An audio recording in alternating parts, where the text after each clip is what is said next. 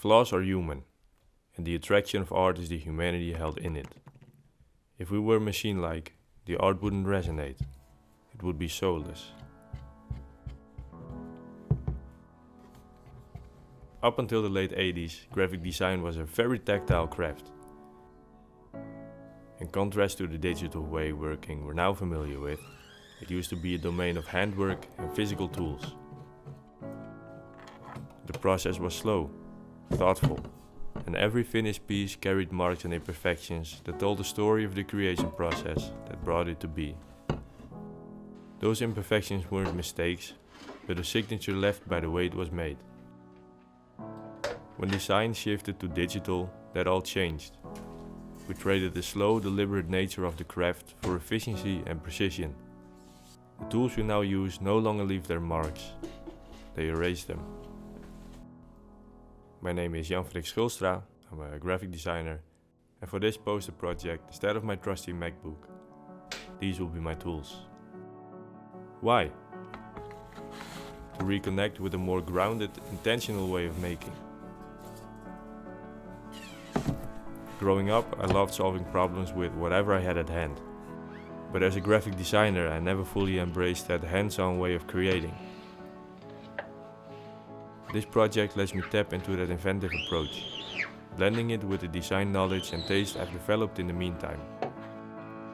At first, I planned to do this project in the printmaking studio, but instead I chose to do it in my own messy workshop.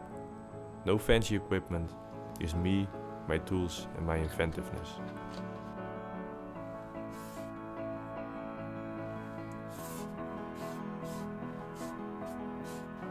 I don't believe it's healthy for creatives to spend all their time behind a screen.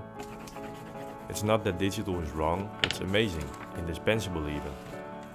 But it's also limiting in ways that aren't always obvious. There's always that glass pane between you and your work. And on top of that, it's very streamlined. So, there's no sensory engagement or risk in the process, which can make the creative process feel more distant and passive with a lesser sense of making stuff. When I click my mouse twice, a pixel-perfect line appears, and if I don't like it, I press undo. Handmade work is different. It's unpredictable and it can be messy, but that's part of the appeal. Mistakes happen, but they can lead to new ideas, ones you'd never find by pressing undo until you've drawn the perfect line. I'll gladly take the risk of that unpredictability when I'm working on slow, unpressured projects like this.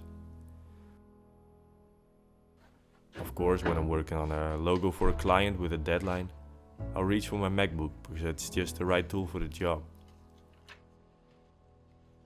Digital tools have made graphic design way more efficient, but also a bit more machine-like when compared to the analog way of working. What I mean by machine-like is that the digital approach tends to sacrifice organic depth to make room for precision, efficiency and speed. Especially with the rise of AI we're experiencing now. Though the analog era laid the foundation for modern digital design, the two approaches have grown to be worlds apart.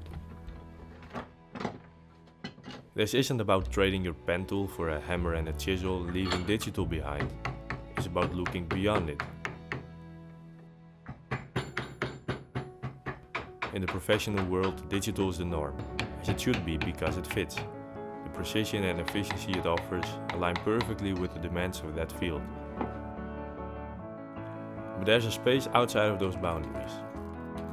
A space where analog's imperfection, depth, and unpredictability breathe life back into the process. It's a space many seem to overlook because all the spotlights are on technological developments. But it's a space worth discovering. Not only because it broadens your skills as a creator, but because it reintroduces a kind of humanity into the process that speaks to the soul of both the creator and the work.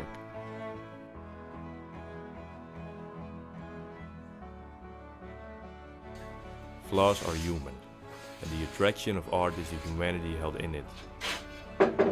If we were machine-like, the art wouldn't resonate, it would be soulless.